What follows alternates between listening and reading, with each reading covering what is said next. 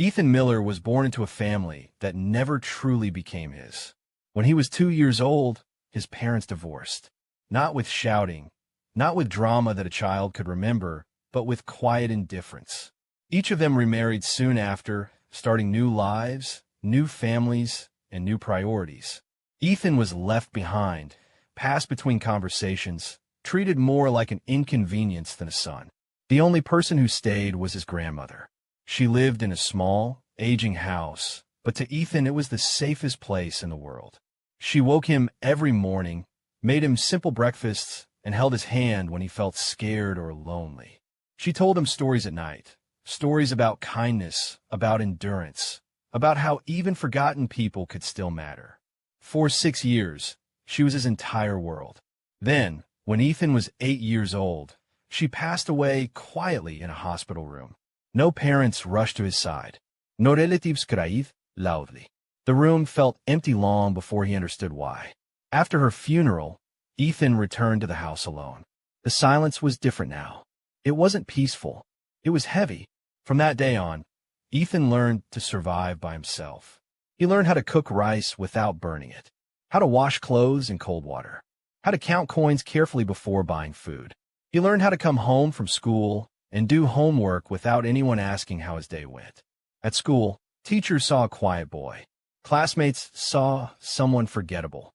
No one noticed that he stopped talking about his future. By the time Ethan turned 12, he had already accepted something most adults struggle with their whole lives: that he was alone. He didn't know yet that fate was preparing to test that belief. The night of 3 strangers. The rain had started in the afternoon. At first, it was light, barely enough to notice. By evening, it had turned heavy, relentless, pounding against the broken streets like it was trying to wash the city clean. Ethan Miller walked home alone. His school bag felt heavier than usual, not because of books, but because of everything else it carried. Hunger, fatigue, the quiet disappointment of another ordinary day. He had stayed late to clean a classroom for a few extra coins. It wasn't an official job, just something the janitor let him do when no one was looking. Ethan didn't mind. Money was money. The streetlights flickered as he walked. Water soaked through his worn shoes, each step making a faint squelching sound. His jacket was too thin for this weather, but he pulled it tighter anyway. He was thinking about dinner. There wasn't much left at home. Maybe rice. Maybe nothing. As he passed a narrow alley near the market district, something felt wrong. Ethan slowed. The alley was usually empty, filled only with trash bags and broken crates. But tonight, something darker lay near the far wall, half hidden by the rain and shadows. At first, he thought it was garbage. Then it moved. Ethan stopped breathing. He took one cautious step closer. Then another. A pale hand slipped from beneath a piece of wet cardboard. Ethan's heart slammed violently against his chest. He wanted to run. Every instinct screamed at him to turn away, to find an adult, to pretend he had never seen anything at all. But his feet wouldn't move. He crouched slowly, rain dripping from his hair into his eyes. 3 girls lay there.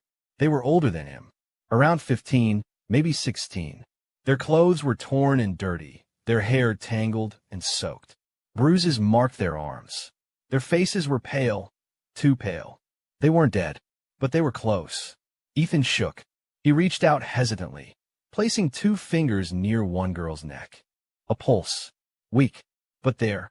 Relief hit him so hard his knees nearly gave out. What do I do?" he whispered. There was no answer. Rainwater pooled around them, soaking through the cardboard. If he left them here, they would die. Ethan knew that. He was 12 years old. He had no phone, no money for a hospital, no adult to rely on. But he had a house, and he had 2 arms. Ethan made his choice. It took everything he had. He dragged the first girl out of the alley, grunting with effort, slipping on wet pavement. She was heavier than she looked. He rested every few steps, apologizing under his breath, as if she could hear him. The second girl stirred slightly, letting out a weak sound that made Ethan panic. "Please don't wake up," he whispered, not knowing why. The third was the hardest. Rain blurred his vision. His arms burned, but he didn't stop.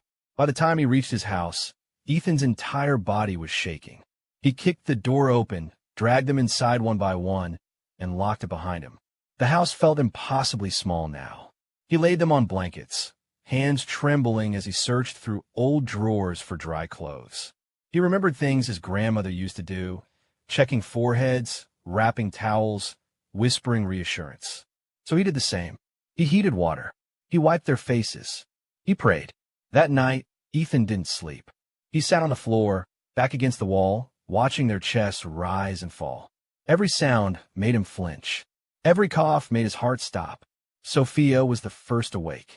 She gasped sharply, eyes flying open, panic flashing across her face. Ethan raised his hands immediately. "It's okay," he said softly. "You're safe." She stared at him like he was a stranger. Because he was. The second girl woke next, Serafina. She tried to sit up and cried out in pain, eyes burning with fear and anger.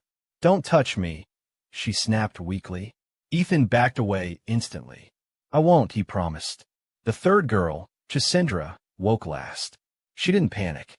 She simply looked around, silent and observant, her gaze sharp despite her condition. None of them remembered anything. Not their names. Not how they ended up there. Not even each other. When Ethan asked gentle questions, their faces remained blank. Fear settled in. Sophia cried quietly. Serafina grew defensive, asking where they were and who he was. Chisindra said nothing, but her eyes never left him. Ethan explained everything. That he had found them. That this was his house. That he didn't know who they were, but he wouldn't hurt them. Silence followed. Then Sophia spoke. "Can we stay?" The question shattered something inside Ethan. He nodded immediately. "Yes," he said. "You can stay. No conditions. No expectations. Just a promise." That night, despite fear and uncertainty, the four of them shared a single room. Rain continued to fall outside, but inside the house, for lives had quietly collided, and none of them would ever be the same again.